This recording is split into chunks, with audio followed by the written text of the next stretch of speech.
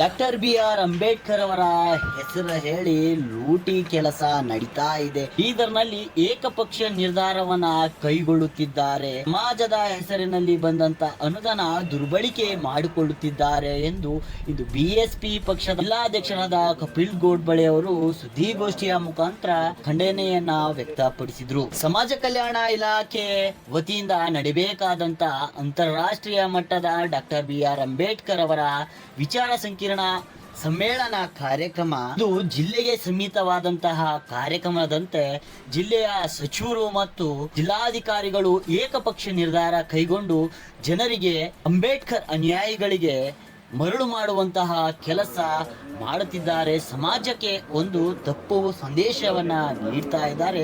70 ಲಕ್ಷ ಅನುದಾನವನ್ನ ದುರ್ಬಳಕೆ ಮಾಡಿಕೊಳ್ಳಬೇಕೆಂದು ತರಾತುರಿಯಲ್ಲಿ ರಾಷ್ಟ್ರ ಮಟ್ಟದ ಕಾರ್ಯಕ್ರಮವನ್ನ 2-3 ದಿವಸದಲ್ಲಿ ಹಮ್ಮಿಕೊಂಡು ನಾಮಕೆ ವಾಸ್ತೆ ಕಾರ್ಯಕ್ರಮ ಮಾಡಿ ಅನುದಾನ ದುರುಪಯೋಗ ಪಡಿಸಿಕೊಳ್ಳುತ್ತಿದ್ದಾರೆ ಎನ್ನುವ ಆರೋಪವನ್ನ ಬಿಎಸ್ಪಿ ಪಕ್ಷದ ಜಿಲ್ಲಾಧ್ಯಕ್ಷರಾದ ಕಪಿಲ್ ಗೋಡ್ಬಳೆ, ರಾಜ್ಕುಮಾರ್ ಮೂಲ್ಭಾರತಿ ಸೇರಿದಂತೆ ಈ ಕೂಡಲೇ ಈ ಅಂತಾರಾಷ್ಟ್ರೀಯ ಕಾರ್ಯಕ್ರಮದ ಹೆಸರಿನಲ್ಲಿ ಕಾರ್ಯಕ್ರಮ ಬರುವ 14-15ರಂದು ನಡೆಸ್ತಾ ಇದ್ದೀರಿ.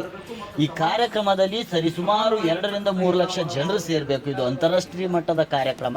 ಈ ಕಾರ್ಯಕ್ರಮವನ್ನ ನೀವು ನಾಮಕೆ ವಾಸ್ತೆ ಮಾಡಿ ಜನರಿಗೆ ದಿಕ್ಕು ತಪ್ಪಿಸುವಂತ ಕೆಲಸ ಮಾಡಬಾರ್ದು. ಈ ಕೂಡಲೇ ಈ ಕಾರ್ಯಕ್ರಮವನ್ನ ಸ್ಥಗಿತಗೊಳಿಸಿ ಮುಂಬರುವ ದಿನಗಳಲ್ಲಿ ಈ ಕಾರ್ಯಕ್ರಮ ಮಾಡಬೇಕೆಂದು ಒತ್ತಾಯಿಸಿದ್ರು. ಆದ್ರೆ ಬೇರೆ ಬೇರೆ ರಾಜ್ಯದ ಜನರಿಗೆ ಇಲ್ಲಿ ತಂದಿ ಅವ್ರ ಮುಖಾಂತರ ತಿಳಿಸಿ ಹೇಳಿದ್ರೆ ಅದು ಒಂದು ಉತ್ತಮ ಆಗ್ತದ. ಅದಕ್ಕೆ ಈ ಕಾರ್ಯಕ್ರಮವನ್ನು ನಾವು ಹೇಳ್ತಾ ಇದ್ದೀವಿ. ಕೂಡಲೇ ಕಾರ್ಯಕ್ರಮವನ್ನು ಮುಂದೂಡಿದ್ರೆ ಭಾಳ ಉತ್ತಮ ಆಗ್ತದೆ. ಮತ್ತು ಮುಂದೂಡಿಸೋದೇ ನೀವು ಮಾಡ್ತೀವಿ ಅಂದ್ರೆ ಸರ್ಕಾರ ನಿಮ್ದಿದೆ, ನೀವು ಮಾಡ್ಬೋದಿಲ್ಲ ಅಂತ ಹೇಳ್ತಾರ. ಇದು ತಾವು ಏನು ಮಾಡ್ತಾ ಇದ್ದಾರೆ ಅಂದರೆ ಬಾಬಾ ಸಾಹೇಬ್ರ ಹೆಸರಿನ ಮೇಲೆ ನಮ್ಮ ಜನರಿಗೆ ನೀವೇನೋದಂದ್ರೆ ಘೋರ ಒಂದು ಮಾಹಿತಿಯನ್ನು ತಲುಪಿಸಲ್ದೇನೆ ಅವರ ವಿಚಾರಗಳನ್ನು ಇನ್ನೂ ಹೆಚ್ಚಿನ ಪ್ರಮಾಣದಲ್ಲಿ ಪ್ರಚಾರ ಮಾಡಲ್ದೇನೆ ನೀವೇನು ಮಾಡಕ್ಕೆ ಹೊರಟಿದ್ರಿ. ನಾವು ನಿಮ್ಮ ಈ ಕಾರ್ಯಕ್ರಮಕ್ಕೆ ನಾವು ಖಂಡನೆ ವ್ಯಕ್ತಪಡಿಸ್ತೀವಿ, ವಿಷಾದ ವ್ಯಕ್ತಪಡಿಸ್ತೀವಿ. ತಾವು ಏನಾದರೂ ಇನ್ಚಾರ್ಜ್ ಮಂತ್ರಿ ಇದ್ದಾಗ ನೀವು ಕೂಡಲೇ ಅರ್ಥ ಮಾಡ್ಕೊಂಡಿದ್ರೆ ಈ ಕಾರ್ಯಕ್ರಮವನ್ನು ನೀವು ಬೇಡ ಅಂತ ಹೇಳಿದಾಗ ಯಾರು ಮಾಡೋಕ್ಕೆ ಹೋಗಲ್ಲ. ಜಿಲ್ಲಾಧಿಕಾರಿಗಳು ಮಾಡೋಕ್ಕೆ ಹೋಗಲ್ಲ, ಸಮಾಜ ಕಲ್ಯಾಣ ಸಚಿವರು ಕೂಡ, ಸಮಾಜ ಕಲ್ಯಾಣ ಅಧಿಕಾರಿಗಳು ಕೂಡ ಇಲ್ಲಿ ಮುಂದಾಟ ವಹಿಸ್ಕೊಂಡು ಮಾಡೋಕ್ಕೆ ಸಾಧ್ಯ ಇಲ್ಲ.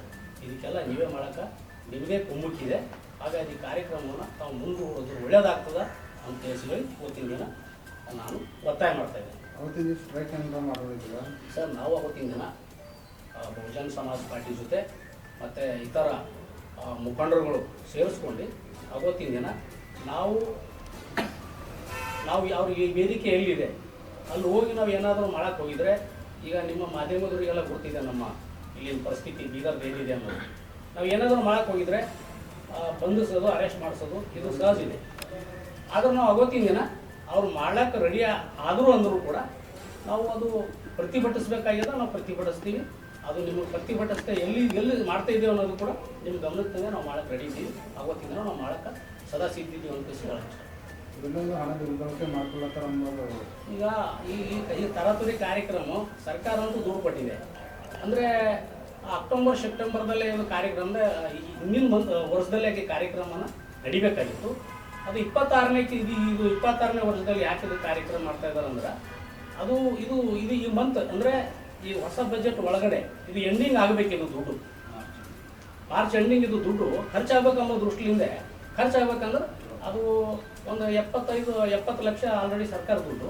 ಮತ್ತೆ ಅದಕ್ಕೆ ಅವ್ರು ಎಕ್ಸ್ಟ್ರಾ ಹೆಚ್ಚಿಗೆ ಬಿಲ್ ಮಾಡ್ಕೋತಾರೋ ಅದು ಎಲ್ಲ ಸಹಜ, ಎಲ್ಲರಿಗೂ ಗೊತ್ತಿದ್ದೀನಿ ಅದ.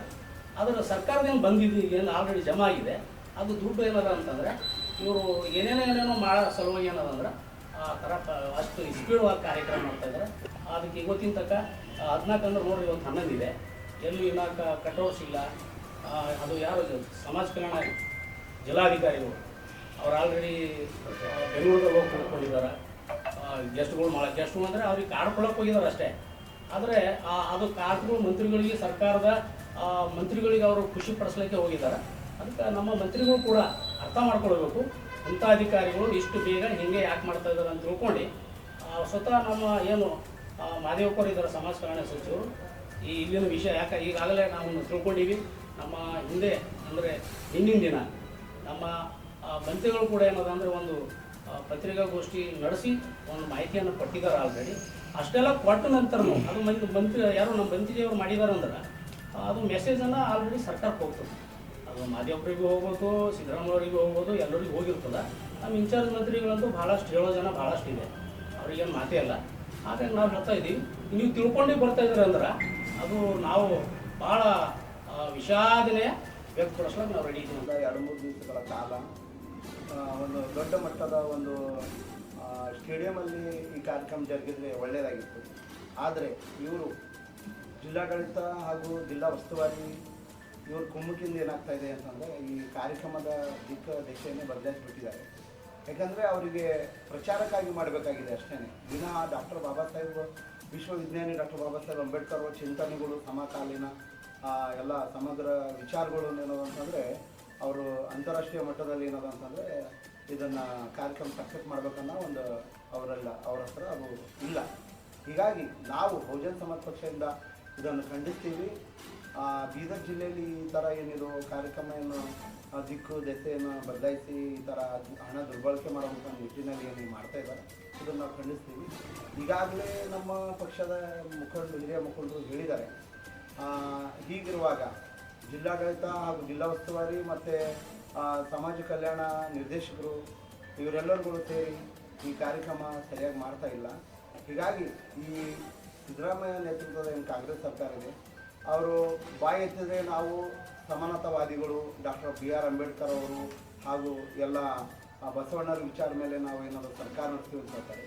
ಯಾವ ನೈತಿಕತೆ ಇವ್ರ ಬೆಲೆ ಇದೆ, ಇದು ಕಂಡು ಬರ್ತಾ ಇದೆ. ಇಂಥ ಒಂದು ದೊಡ್ಡ ಮಟ್ಟದ ಏನು ಅಂತಾರಾಷ್ಟ್ರೀಯ ಕಾರ್ಯಕ್ರಮ ಈ ಬೀದರಲ್ಲಿ ಏನದಂತಂದರೆ ಈ ಥರ ತರಾತುರಿಯಲ್ಲಿ ನಿರ್ಧಾರ ತಗೊಂಡು ಈ ಕಾರ್ಯಕ್ರಮಕ್ಕೆ ಏನದಂತಂದರೆ ಶೋಭೆ ತರಲಾದಂಗೆ ಮಾಡ್ತಾ ಇದ್ದಾರೆ.